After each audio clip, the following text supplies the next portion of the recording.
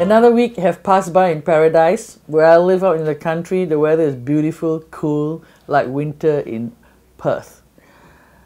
So what are the topics that are interesting this week? Protecting maids' welfare. You know, we are always worried about the maids, the foreign worker.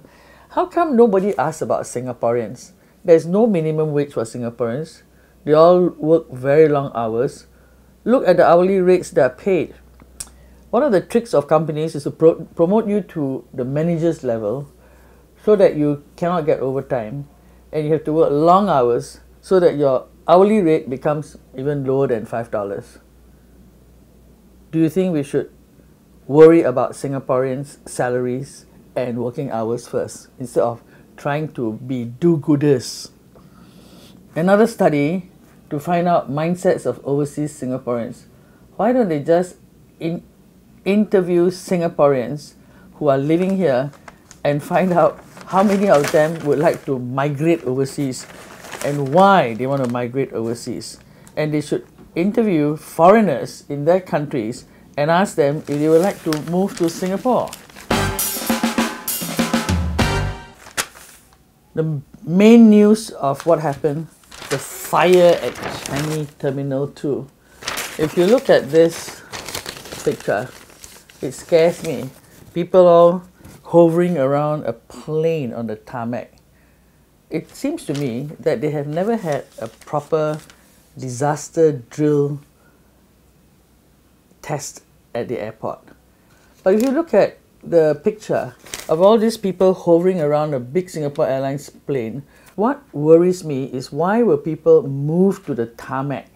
Imagine if somebody had a bomb and moved to the tarmac, he could have blown all our planes to pieces. And I know the airport is built with an open concept, but surely they could have put down smoke barriers and contain the place where the smoke comes from. I think we have to go back to the drawing board and check again. Looks like another disaster happened and we are not prepared for it. I'm always intrigued to read things pertaining to our rule of law. And as far as I'm concerned, this article written in by somebody in today spells it out very well. Rule of law is about ensuring robust legal processes. But as far as I'm concerned, the rule of law must be fair, must be transparent, and must apply equally to people. And most important, people must understand it. But there is one rule of law I can't understand here. Only Singaporeans and PRs allowed to go to the pink dot gathering. I mean, why? What are we trying to say? We allow many gay people to come in as a pair, and we don't refuse them to come here. We accept that there is diversity in our country. So why are foreigners and not allowed to attend this event? I don't understand it. Women reluctant to report rape to the police? Yes, I can understand it fully, because they will meet these guys who will just embarrass them even more, maybe being very cruel to them to relive what they went through. Perhaps we should have a special group of women, well trained, to handle these poor women who have been traumatized.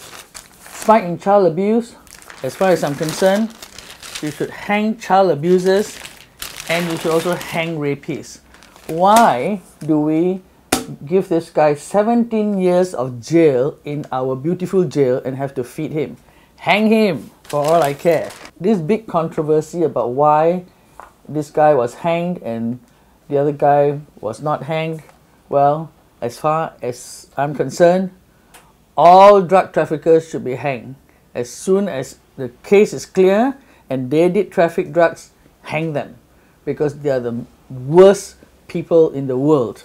I have seen many young people in drug camps who behave worse than an animal. It's a disaster. I always love to read about old people because I'm now 68, and I asked my husband the other day, darling, do you think we have become old? And he gave me a wise answer. He said, the day we are born, we are already starting to get old. You know, he's a great philosopher. There's many old people working out of need, not out of choice. I think whether they work out of need, out of choice, they should all be working so that they keep themselves active and don't sit at home and become crazy and don't do anything and become a burden to society. So as far as I'm concerned, everybody should work as long as they're not sick or decrepit.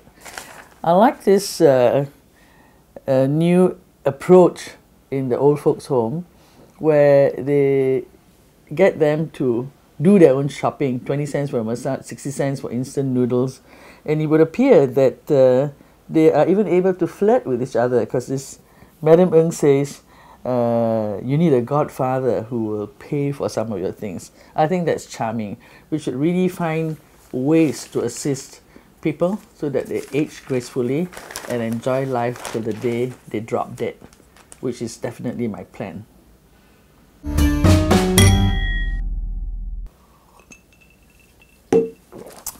I can't stand these people mouthing off about Singaporeans have evolved a distinctive identity, and it's none other than the Prime Minister.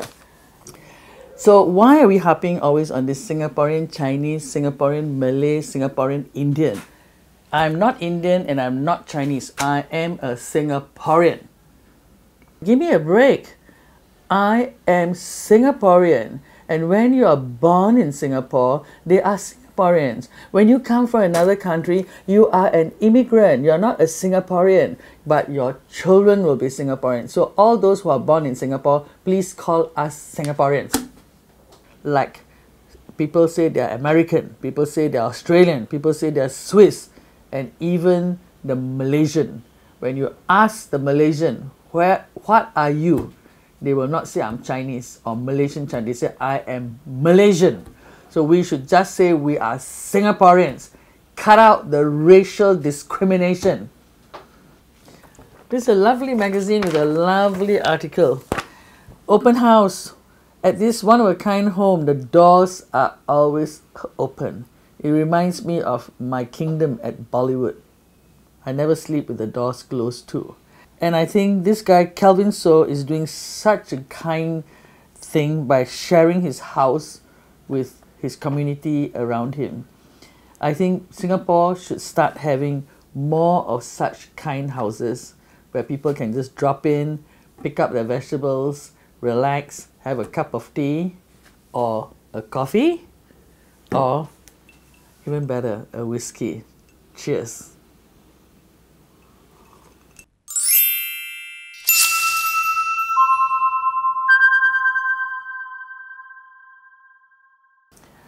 So thank you once again for watching my show. Please subscribe and please continue sending in your comments. We always love to hear from you.